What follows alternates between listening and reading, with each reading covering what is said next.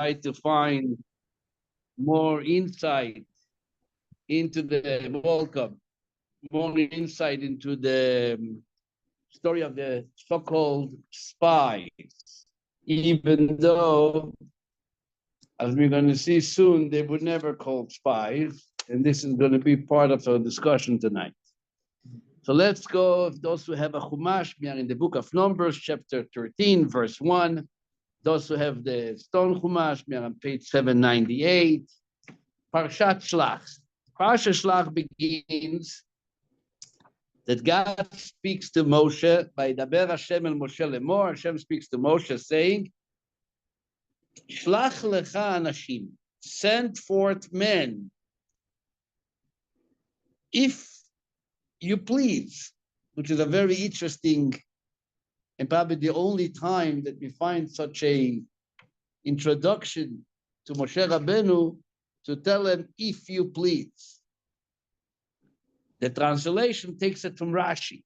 Rashi says, Shlach lecha. Usually the order, proper expression in Hebrew would be, if it would be just an order, a commandment from God, it would say, Shlach anashim, send people. Shlach lecha. What's lecha means? To you, on behalf of you, initiated by you. And therefore, the translation says that send forth men, if you please. This is the word ledatcha, if you please. What makes the story of the Meraglim so different? So the truth is, this is one of the stories. There is almost every story in Torah, but not always is it so clear as the story of the spies. And what I mean to say is, this is one of the stories that if you want to have the full story, you have to go to the book of the Deuteronomy. At the fifth book, when Moshe is repeating everything which took place throughout the 40 years in the desert, so there he gives us some insight into how the story of the spies came about. And he tells them, and he tells the people, it was you who told me, let's send spies. This is on chapter 1 in the Deuteronomy, verse 22. There is where you see the full story in Chumash Dvarim. It also have the blue Chumash, the page 944. It says, Vatikrevune ilai kulchem, on verse 22, all of you approached me, Vatomru, and you said, Nishlecha anashim lefanenu ויחפרו לנו את הארץ ויושיבו אותנו דבר את הדרך אשר נעלה בו ואת הערים אשר נבוא עליהם. You told me, let us send men ahead of us and let them spy out the land and bring word back to us, the road on which we should ascend and the cities to which we should come. That's what you told me. Happens to be, the idea was good in my eyes. But who initiated the whole idea of the spies? The people. So then when Moshe gets a call, like we saw last week with the story of the second Pesach, what does Moshe do? Speaks to the boss. What should I do? That's why this Torah portion begins today, that Hashem tells to Moshe, Shlach lecha ledatcha, send forth men if you please. What does if you please mean? You want. Exactly. It's a response to Moshe's request by representing the people. And that's why the lecha is. Usually it would be an order. If it would be a mitzvah that God would have planned and desired, then it wouldn't say lecha. It would say shlach, send. Lecha, if you please, is if you learn Dvarim, then you see the story, then you realize why there is suddenly a response, so to speak, to Moshe. But what happens when God said to Abraham, Lech lecha? Did Abraham ask to go to the land? Dear, it was clearly lecha and for your favor. It's not if you please. This lecha means letovatcha. It's a different translation. It's a whole different translation in Lech Lecha. When Hashem tells them lecha, he doesn't say, Rashi says, Shelach lecha. Here to translate, go for yourself. So Rashi said, but for yourself, for your own benefit, for your own well-being. So that's what happened in Lech Lecha. But what happens here is that these are respond to Moshe. If you wish, do it. Okay, so he's sending people. Let's read what happens. He's pointing out 12 men, and the men are described as the representatives of each shevet, of each tribe. That's what verse 2 says. Let's read the verse again. Shlach lecha anashim v'yasuru es eretz Canaan asher ani noseh livnei Israel, and let them spy the land of Canaan that I give to the children of Israel. Ish echad, lematei avoisov tishlochu koi nosi bohem. Each from his father's tribe shall you send everyone a leader among them. So who was sent? The leaders of each tribe. And the Torah says even more. On verse 3, Anoshim, the mysterious men, Roshi b'nei Israel, Ema. Roshi means Rosh. What's a Rosh in Hebrew? Head. B'nei Israel, the children of Israel. What is the acronym of these three words? Rosh, B'nei Israel. Rabbi. That's why a Rebbe is called Rebbe. Why is a Rebbe called Rebbe? Because of these three words, because he's the head of Bnei Israel. So they are called Rosh Bnei Israel, the heads of Bnei Israel. Meaning, we are talking about serious stuff. Here the Torah goes and mentions them each one by name. Who is the name of the Nasi of the tribe of Reuven, and the tribe of Shimon, and the tribe of Yehuda, and the tribe of Yisachar. Names, we have all kinds of names. Comes to the tribe of Ephraim, and that's what I would like to discuss tonight. We're discussing Ephraim. As you remember, before Yaakov passed away, he elevated the grandchildren to be counted as tribes. Joseph's two sons, Menashe and Ephraim. So when it comes to Ephraim, which as you see, Menashe is not mentioned, separate story, but it comes to Ephraim. He's mentioned later, but under Yosef. Right, but it's not mentioned here in the 12. Yeah, from the tribe of Yosef, from the tribe of 11. It says, I know, but when it comes to, he's mentioned part of the tribe of Yosef, but Ephraim is mentioned on his own. Yeah, that's what I'm saying. One is under Yosef and the other son is on his own. So you have Ephraim. Who is the leader of the tribe of Ephraim? So he mentions his name. Verse 8, Lemate Ephraim, Hoshea bin Nun. Hoshea, the son of Nun. Huh? Yeah. So you have the word Hoshea. That's his name. He was born and given a name, Hoshea. What does bin mean? Son. Everybody's mentioned as bin, everybody's mentioned as ben. Ben. Why is he mentioned as bin? Reuven, it says Shamua ben Zakur. Shimon, Shaphat, ben Chori. Yehuda, Caleb, ben Yefuneh. Ben means son of. Comes to Hoshea, is mentioned with the vowel chirik, which makes it E, not with the segel, which means that the three dots, one next to each other, one in the center, is segol, that is being pronounced as E. That's why we call everything else Ben. And Ben in Hebrew also means the son of. Comes to Ephraim, to the tribe of Ephraim, Hoshea, is called Bin. So keep it in your pocket. We'll come back to it later in the class. So why is he mentioned as Bin and not as Ben? Then the names are mentioned, comes finally on verse 16, after mentioning all the 12 names, says the Torah, Eile Shmota Anashim, Asher Sholach Moshe Losur Es Oretz. These are the names of the men whom Moses sent to spy out the land. And then at that point, when after we list all their names, comes the Torah and says, and now what happened? Vayikra Moshe. And Moshe called Lehoshea bin Nun, to the leader of Ephraim, which his name was mentioned earlier as what? Hoshea bin Nun, Yehoshua.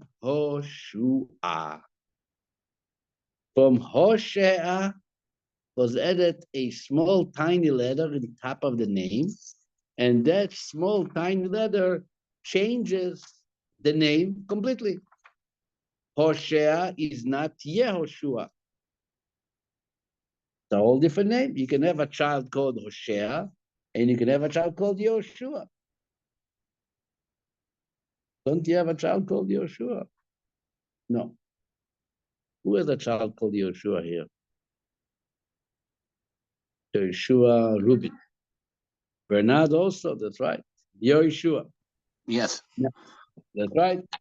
So now, we all understand, and we all know, before we're going to see about Yehoshua, which I want to talk tonight, is one thing that we spoke many times through the years, the meaning of changing a name is obviously based on the fact what a name is all about. The name is something which is not just a title or a tool, a conduit, how to engage in conversation with someone, how to call him, how to refer to him. It's not an ID. A name in Hebrew and a name in Judaism carries a lot of weight. A name is associated with the spirit and with the nefesh, with the soul of a person. I'm not going to go in now to the details, but just to one statement which is written by Reb Chaim Vital, the student of the Ari. He says that the name is the Hebrew letters which the energy of godliness is forming into the shape of a soul associated with that person. Everything Hashem created was with letters, right? In the beginning of creation. The soul is also formed in letters. And that is the wisdom of Adam, that he was able to call people by name, and not only people, everything else was named by him. And this requires special wisdom to know what is and what should be the name of the soul associated with your child. So how do you know? Says the Ari, the father of Kabbalah, of Isaac Luria, recorded by his student of Chaim Vital. He writes it in his book, Shara Gilgulim, and he says, how do you know? I will tell you how you know. You prophesied it. Every parent, when it comes to name their child, at the Brit, are they calling to the Torah, whatever way they do it, there is a miniature prophecy that the parents experiences by naming the child in this particular name. This is a big discussion in Jewish mysticism, but not only in Jewish mysticism. There is in the Gemara, in the Talmud, there is stories about people who behaved in a certain manner, and they were suspected and anticipated to behave in that manner. They behaved based on their name. Talmud in Yuma makes a whole story about sages who were traveling and they wanted to deposit their wallet before Shabbos into their housekeeper's hands. And when he said his name is Kidor, so the rabbi said, I'm not putting it by Kidor.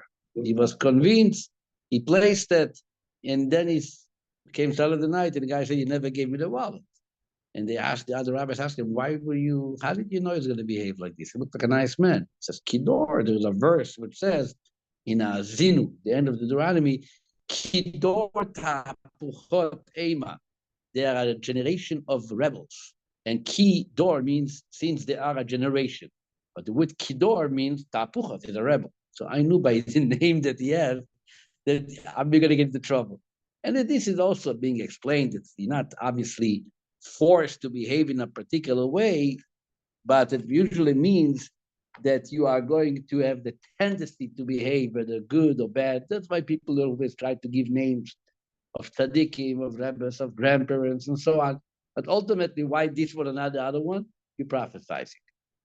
But that also goes when they change it if the child is ill. What do we need more than the big story in the Torah, the biblical story of one letter changing a name, bringing all new luck? Avram and Sarah. Hashem tells Avram in Parsha Shelach Lecha, I'm putting a hay into your name. No more Avram, Avraham.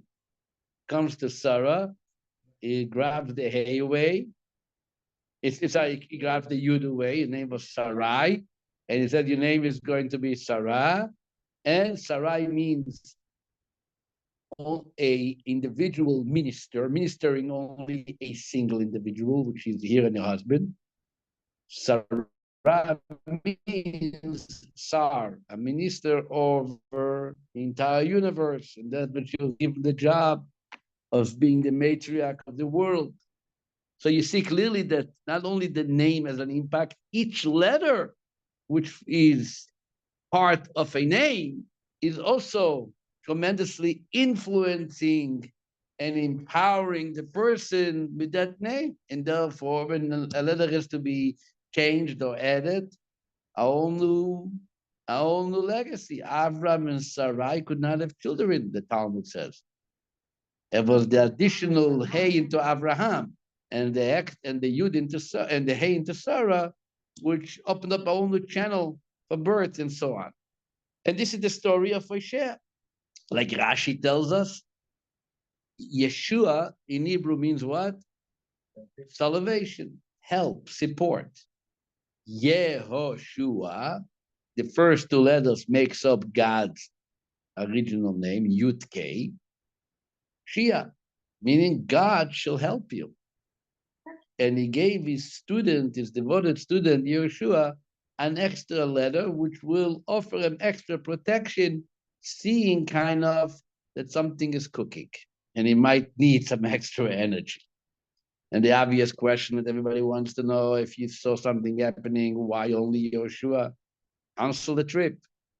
Say, no, I see something wrong is going to happen. Cancelled. God, after all, told them that I'm going to take you into the land. So they were ensured that it's all going to be okay. Who asked for spies? The people. And God agreed to it. If that's how you want it, I'm giving into it. But you see that there is a conspiracy happening. So say, I'm sorry, I smell a rat. And he did smell a rat, seemingly. Why? Because he changed the student's name to Yeshua. So you know that things are wrong. If you know things are wrong, why are you going on in a mission? Call it a stop. And if you don't think it's wrong, so why you praying for Yeshua? So this is one of the many questions, and the big question everybody also wants to know what happened to the spies. They are tzaddikim, the leaders of the people. They believed in God. You know that God said you're going to make it. They go, they see a few cockroaches, and they're getting all nervous. Tell them it was big cockroaches, and they had weapons. Okay, but what are you? Who are you? Are you a wimp? So this is the big question that everybody discusses. I want to concentrate on Yeshua tonight. Yeah. One of the, and I'm going to start with another question. How can you go without questions? The obvious question, but I'm sure those who you probably thought about it, or maybe you forgot to think about it. Since we are holding, you read in the book of Numbers, what question is a real serious question in the whole story of changing Yeshua's name? You don't know, it's fine. I also didn't know until I saw it in the commentaries whenever I saw it. Taken from this. No, that's Medrash. I'm talking just reading the Chumash, reading the simple, just listening to the Torah reading every week. You come to this story and you say, it doesn't make any sense. I will tell you, very simple. It's not the first time we meet Yeshua. We met him in the war of Amalek. We met him in the camp. We met him waiting at Mount Sinai when Moses comes down. And take a look what his name is there. Go to Shemot, book of Exodus, chapter 17, verse 9. First time you meet him, okay? When he fights Amalek, the end of Parsha Shelach. Vayova Amalek, Amalek comes, and what do they say? Vayomer Moshe, Moshe says, El Yoshua, you should pick people to go fight Amalek. What is his name called? I tell you. Same guy, right? It's called Yeshua. Nothing to do with the spies. Moses comes down Mount Sinai, chapter 33. Also in the book of Shmois.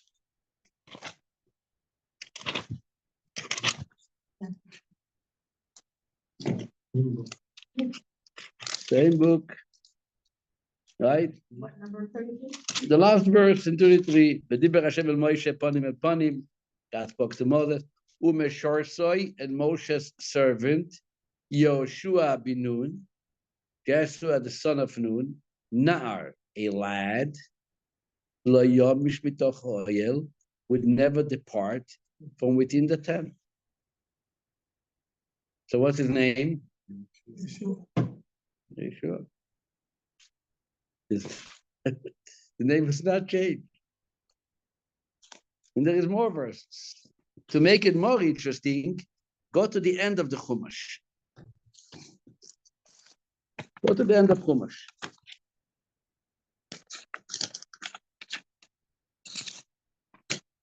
When he says, go to the end of Chumash. Parsha Azinu, chapter 32, verse 44.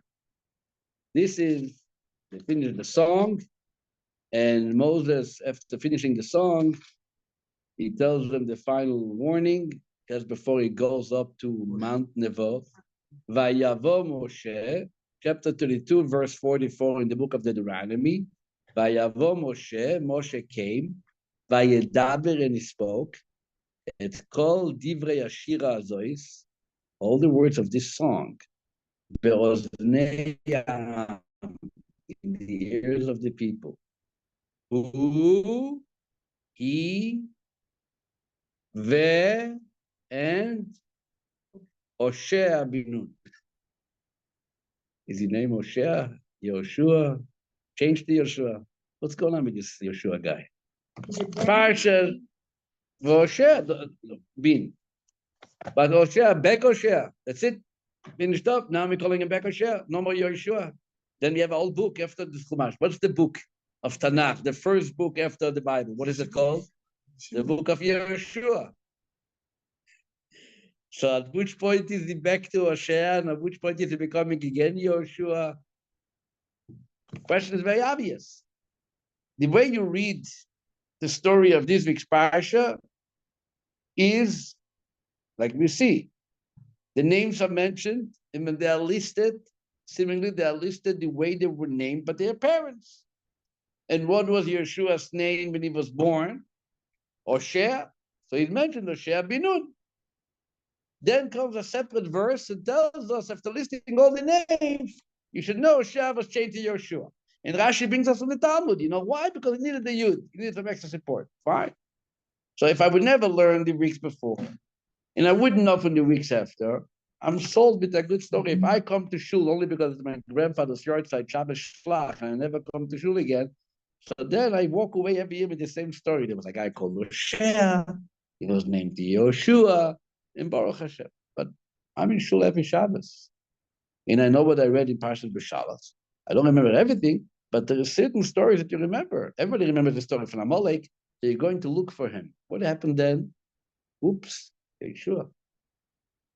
The end of the Chumash we also remember, because it's the end, right? We go back.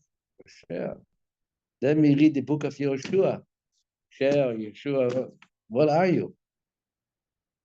You know, sometimes you can have a child never going through a whole state while he's a teenager, a state of confusion and schizophrenia and whatever you call it, all the titles. And then you found out that his parents were fighting about his name. The father called him in one name, the mother called him in a different name because they had an old fight in the times of pregnancy, what his name should be. And he grew up being like a little this, a little that. You know, he can never figure out who he is. When he's called Moshe, he has to turn to his father. When he's called Aaron, he has to turn to his mother. And sometimes, you know, who am I? Am I a Moshe or am I Aaron? What am I? Exactly. So this is the question. Obviously, I'm not the first one that's asking this question. You have to be a genius to ask the first question that no one ever asked it when it comes to the Bible, which we have over 3,300 years, right? And Baruch Hashem for that we can always go back. We have our traditional sages and commentaries so we can see what they thought about it and then think about it and make sense of their words in our little minds. I mean, my little mind, your big minds, to see what makes sense, what is being told. So obviously we have two opinions. In short, one opinion is that his name was already changed when he became a servant by Moses. I'm going to see soon. Another opinion is, no, his name was just changed, and Moses called him Yeshua because he wrote the Torah. When he wrote it how he would be called in the future. Let's see the different commentators. I want to share with you a few. One classic is printed in our Chumashim, not the ones that we have over here. We have Rashi. But in the regular Mikraot Gdolot, the bigger Chumashim, which has many commentary, we have a very classic commentary of Rashbam. Rashbam is an acronym for Rabbi Shmuel ben Meir. Rabbi Shmuel ben Meir was very lucky. He had a very good grandfather to teach him. And that was Rashi. Rashi did not have sons. Rashi only had daughters. And one daughter married Rabbi Meir. And Rabbi Meir had a son, Shmuel. And when Shmuel grew up, he learned by his grandfather, but he also wrote his own commentary, which we have printed. It's printed, we have. And sometimes he doesn't write what Rashi says. He writes his own mind, or what he had received in tradition. And he says very clearly, I'm reading you in English, translated what I have here in Hebrew to what he says. He says, Vayikra Moshe, when Moshe called Yeshua Yehoshua, said Rashbam, that didn't happen now, because he was already called Yehoshua earlier. The meaning of the verse is, he was born Hoshea, like is mentioned in the previous verse as Hoshea, the son of Nun. But, he says, when he became a servant to Moshe, Moshe changed his name to Yehoshua, says the Rashbam, because that was the tradition then, that when you acquire a servant, you are applying a new name to him. And he brings interesting sources. Yosef in Egypt, when he was employed by Paro changed his name. From Yosef, he called them Tzafnat Paneh. And then he said in Tanakh, Daniel is called Belshazzar. And Nehemiah is called Atrashta. Also, Yosef named, they added a K to it also. It said the what? Yosef's name, they said, Bekushmo Yosef. That's another thing. But I'm talking from Paris, post-time. Nehemiah is called Atrashta. Hananiah, Mishael, Azariah in Bavel, they became adopted by the king, and he wanted them to work for him, and they became servants to him. So you see clearly in the book of Nehemiah, Ezra, Daniel, they are being given new names. They're getting new names.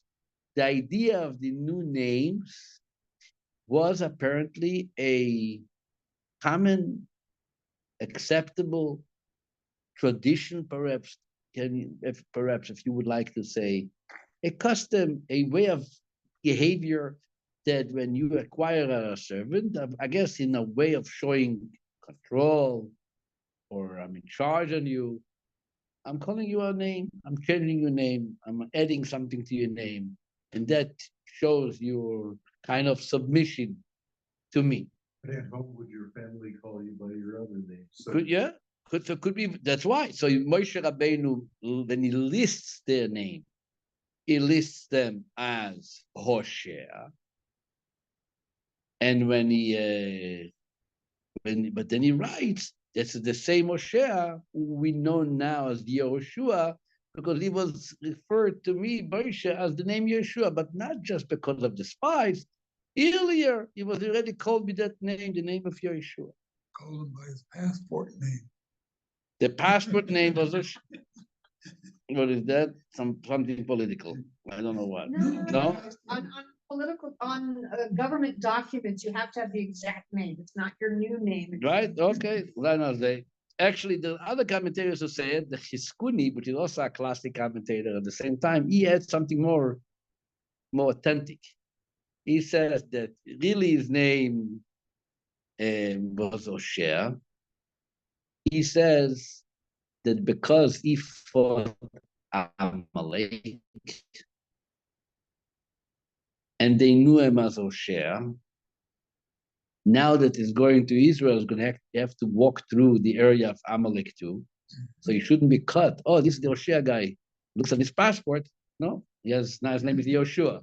So that's kind of will protect them to going through this country. So basically, what comes out from these commentaries, and like I said, there is many others who say it, that just like Moshe identifies all the spies by the name of birth, also originally he's pointing out the name, original name, the passport name perhaps, of Yeshua, Hoshea bin Nun. To clarify that this is the same person, so the Torah points out that this is the same guy that Moshe called Yehoshua. In the other end, there are commentaries, and this is what it seems from the Midrash very clearly, from the Talmud, as I said earlier, that the change of the name was specifically associated with the mission of the spies. As the Midrash says, he was given the Yud. Yud adds to the name Ka, Yud K, you need help, as we mentioned earlier. The Rabbeinu Bechaye asks, he was already called Yeshua earlier. So Rabbeinu Bechaye says very clearly, he was called earlier, mentioned in the Torah earlier, the name that he will have in the future. He didn't have the name yet, but sometimes the Torah writes something which will only appear later in the future. And that's what the name of Yeshua is, especially that Moshe is the one who's going to call him Yeshua. In honor of Moshe, the Torah already calls him originally Yeshua. Like, wouldn't we find also the idea of honoring? Rabbeinu Bechaye said we find it by the story of Moses himself. He had different names that his father gave him, but since there was Batia who saved them from their people, and she assigned them the name Moshe. So to honor here, perseverance, your strength, your self-sacrifice to take care of this Jewish young boy. So the name remained till today Moshe, but it was really given by a Gentile. It wasn't given by any Jewish mother. It was honoring the Gentile. Is that the same with Esther? Why? Esther was not Adasa, but Esther was not given by Achashverosh. No, I don't think so. But we also find that with Jethro, he had how many different names. We see him in here. Yeah. No, people did have different names. But he was called by different names. He was finally given the name Yitro, according to Rashi, because the word Yeter means extra. And he added an extra portion in the Torah by advising his son-in-law to appoint judges. So that he was honored with the name Yitro. Yeter is the guy who brought the additional part for Torah. And Hagar had different names too. Yeah. Yeah. This is, names is a story. You can sit the whole night and talk about names. Let's continue.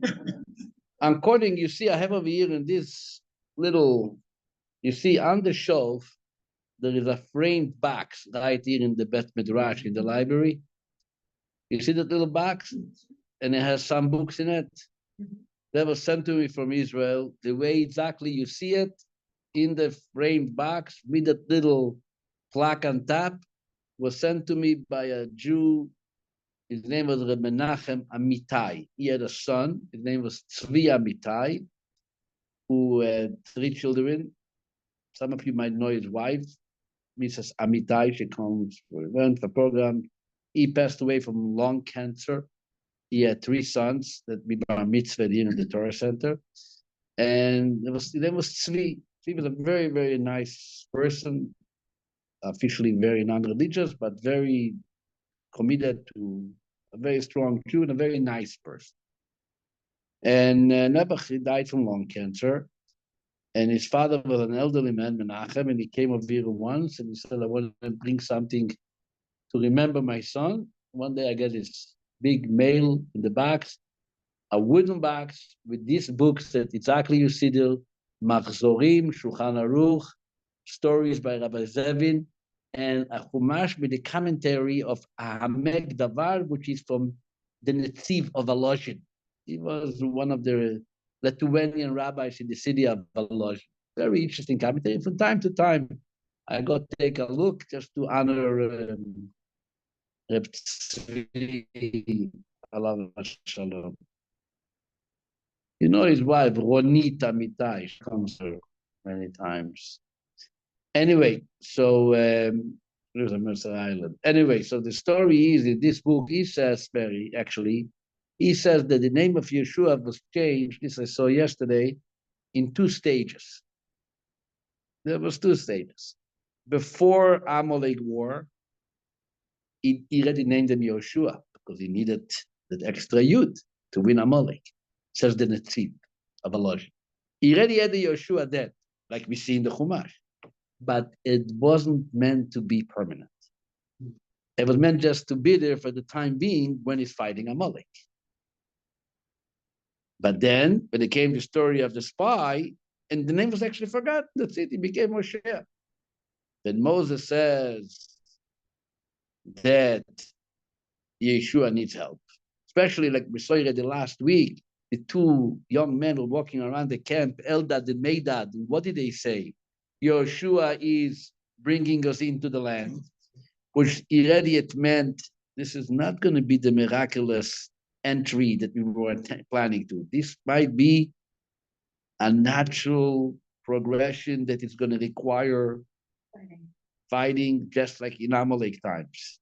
In that case, let's reactivate the name Yeshua and place it into a permanent manner. And from then on, he became Yeshua. That's what he says. And actually, there's other commentators who say similar. The Orach Chaim HaKadosh, Reb Chaim ben Atar, of blessed memories, your side is the 15th of Tammuz. He actually comes and he brings the Medrash. The Medrash, which tells us the story of the flying unsettled letter called Yud. What does the Medrash say? The Medrash teaches us that when God changed Sarah's name, Sarai became Sarah, the Yud came with a complaint. The Yud says, God, I was attached to this righteous woman, the matriarch and holy woman. I was very happy to be part of such a wonderful woman. Why are you setting me up? You're placing a hay. And now I'm like, flying like a bird around the world, unsettled. It's not right. And the Medrash says the complaint came with taromet. It came with, in Yiddish to say, broiges. He was upset. What happened? But God told the Yud, don't worry, I have something for you. You're not going to be unsettled forever. You are going to be placed in a person who is going to lead the Jewish people into the land. And not only that, you're going to get even extra credit. By Sarai, you were the third letter, the last letter of the name. But this man, Yehoshua, you're going to end up to be the first letter of his name. No, that's already an offer. Right? This is perhaps what they say in English, an offer that you can't reject, right? To be part of bringing the Jewish people into the land. And not only that, you're going to be number one, Yud, the little Yud, the little tiny, which is always in the end, in the back of the shul, is now going to sit in the front. So, what? Yehuda is Yehuda. What about Yehuda? He also has a Yud, fine. But Yehuda has a Yud. Not going to put another Yud into Yehuda. You're gonna call him a yo-yo. But right? But you have Hoshea, nice little boy from the tribe of Ephraim, and he's part of a very comfortable situation, but not materializing all its potential. The little Yud, you can become now the Yud of Yeshua, Binun, the one who conquered the land. Says the Medrash. So that's what אומר רמנה לשעבר היית של שרי. עכשיו תהי שרה. You're going to be Sarah. Here for a moment, before I continue, it also gives us insight into the bin versus ben. This is said both by the great Hasidic master, the Mendel of Riminov, in the book that we have in the library called Menachem, and also Hatam Sofer. They both say the same thing. They say like this, that really the difference between Ben and Bin is two dots, right? The Ben is made up of a segel which has three dots. The Bin only has one.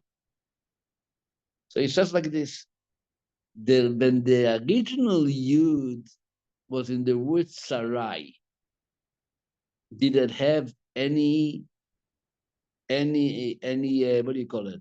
Any vowels? No. When you write the word Sarai, so you put a pasach under the sin, and you can put a pasach under the reish. And what do you put on the I? Nothing. In Hebrew, you put nothing. Sarai, and you just pronounce the Rai without putting any vowels under the Yud. So the Yud did not have any vowels. But think about the Yud now in Yehoshua's name. If you start off the name Yehoshua, what vowel do you have to put under the Yud? Shva. One dot under another. Ye. Ye is Shva, right? One under another. So in order to get the two dots, where you get it from? Where are you going to get the two dots from? He took it from the Ben. Very good. The Ben, which has three dots under, but two of them would take it to yeah, in order to pronounce it Yehoshua. And from the Ben became what? B. There's only one dot. Basically, Yehoshua got a contribution to his name from two people. He got the Yud from Sarai, right? And his father also contributed. Nun, Rabbi Nun also gave a contribution. What was his contribution? Two dots from the Ben. And that's how we got the Shva under Sarah. That's what the Chasam Sofer says, and Remendel of Ribina. But is there a connection between calling Binyamin, which is also with the dot, and this is Benun? Maybe. If you want to make up a connection, go for it. I'm letting you. I have to move on. We only have a few more minutes left. Okay. So what comes out from here? What comes out from here, that according to the Medrash, According to the method that comes out, that first of all, Rabbi Shimon Bar Yochai is actually the one in the Medrash who says Rashbi is the opinion. The Medrash opinion in the name of Rabbi Shimon Bar Yochai. According to Rabbi Shimon Bar Yochai, the Yud was taken from Sarai, from Sarah. According to the other opinions, the Yud was actually brought from who knows where. Just a Yud, right? It doesn't say it was from any. What? The wandering Yud. There was a Yud. Okay. The interesting, there was once a shul problem. You know the story? It's brought down in the halachic books. Sometimes in shuls, they had a problem. Imagine our Gabbai, Avram Abramov, sitting right here. You know where he sits in the shul? The table in front of the ark. Now what happened was, some shul extended the ark, they pushed out the wall further east. So now they put in a second table in front of the ark.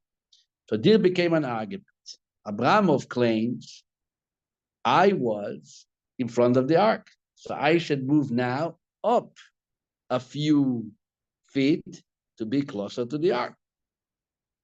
The president of the shul says, I'm not moving you. You are to remain where you were. I didn't touch your place. I expanded the shul, so now we have an additional table. And in this front, we're going to have Mr. Yankel, who is right. If you consider the fact, are we considering the fact that the Abramovs were sitting in front of the ark, and therefore, if you push it further east, they're going to be also moved up eastward, because you look at the fact that they were near the ark, or you consider the location they were positioned, which was never moved. This was a halachic question, which happened in some shuls, and you can see in the books of Responsa. Thank God we don't have these issues, at least till now, but these in shuls, which they kept on growing and building, they had this issue, and the rabbis were dealing with that. One or two of the rabbis who are dealing with this issue 100 and 200 years ago actually bring a proof from this story of the Medrash we just learned. What do they say? They say, I have a proof to that question. Sarai had a complaint. What happened to my youth? What did God tell her? What did God tell her? I have a place for you, a very honorable place. Where? In Yeshua. Right? You're going to be the top. The hey of Yeshua, which till now he was number one, can come now and complain. I was letter one in the name of Yeshua. And now you heading a youth are becoming number two. Why didn't that complain? The answer is that you see from here that as long as we didn't move you for your spot, you have no complaints. The fact that I'm adding something is not your problem. The fact that the hay of Hoshea doesn't come and complain, I should have been first, is the proof that this is not a question. Okay, don't worry, we're not moving the shul further east. But we might But you did move the shul, and it was positioned the same in the old shul as it was in the new shul. But we might change the chairs around and the tables around. This I don't. This you have to ask someone else. That's not something I'm dealing with. Now, matter of fact, the commentaries when it comes to the word Hoshea in the end of the Chumash, what happened here? Some say those commentaries who learn that the only reason he was named Yeshua is because Moses wanted to honor his servant, and not honor, showing that you're my servant, so he added a you to his name by kind of showing that he acquired them. So they say that when it came at the end of the Chumash and Yeshua is now getting ready to become king, Moshe says, come on, not my servant anymore, I'm taking back the youth. Let's call you with the name your parents gave you, Hoshea. That's why it's called Hoshea. Still, the people knew him as Yoshua, so that's why the Tanakh keeps on calling him Yoshua. But Moshe on his own said, I only gave you the name because you were becoming a servant of mine. Not nice that you should continue carrying that name. So I'm making you name Moshe. This is according to those commentaries. Other commentary, especially the Orach Chaim HaKadosh, that he learns that the name Yehoshua, the letter Yud, was to strengthen and to enforce Hoshea with what's it called, with extra strength when it came to the spies. So he also says, what does he say? That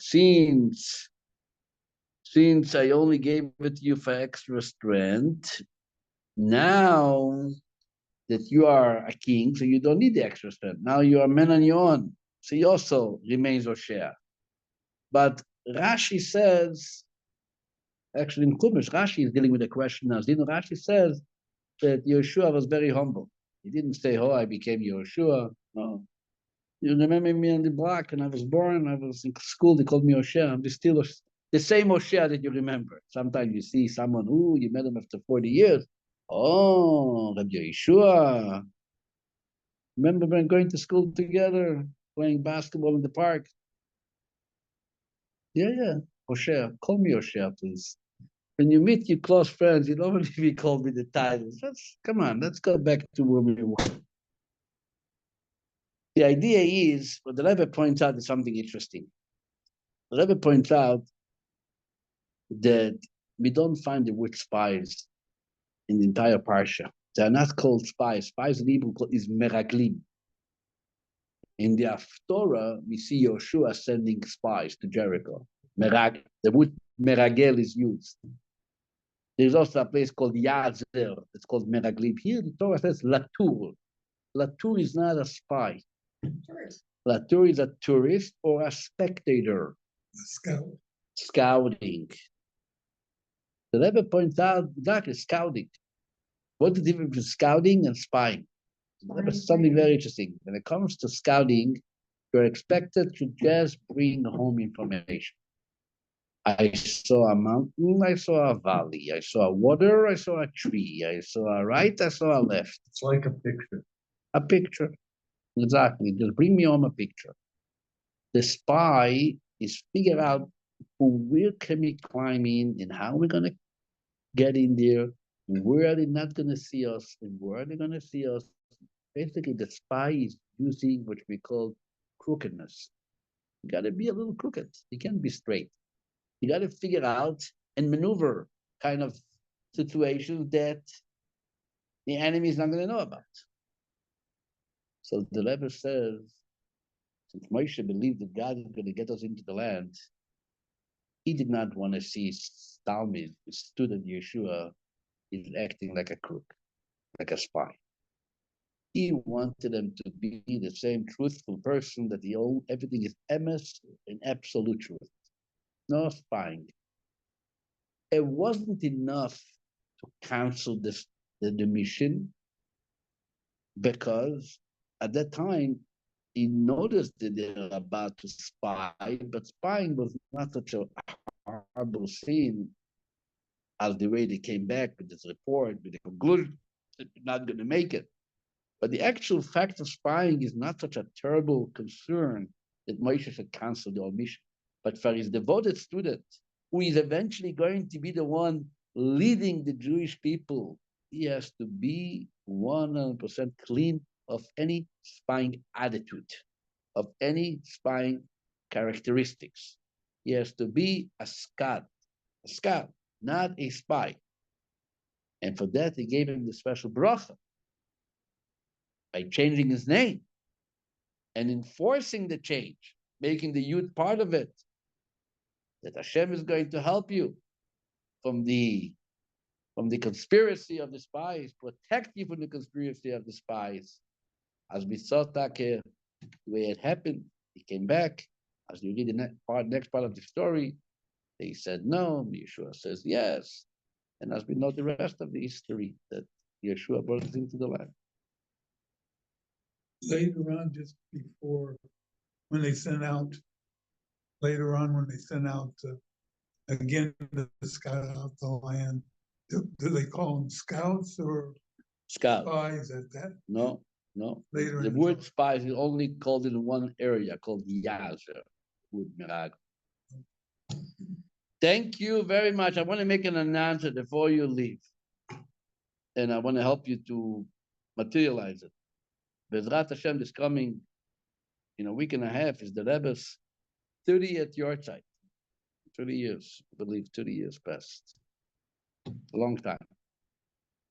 And we have to honor the yahrzeit. There is going to be a special program, a speaker, a very nice speaker actually, Rabbi Brisky, I heard him a few times. He's coming here for a program Monday evening, Monday, 7 o'clock in downtown Seattle, the same place that we were last year. Who was there last year? Remember last year? Rabbi Farkash spoke. Mordechai, remember? You weren't there last year? Morocco.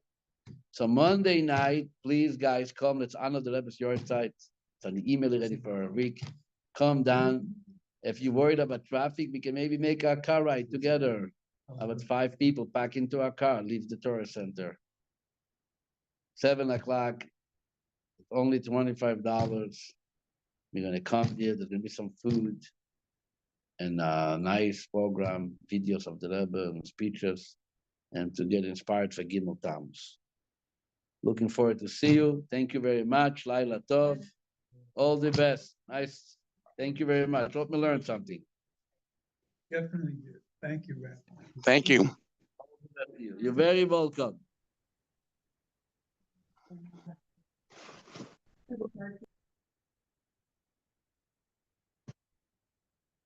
Thank you, Rabbi.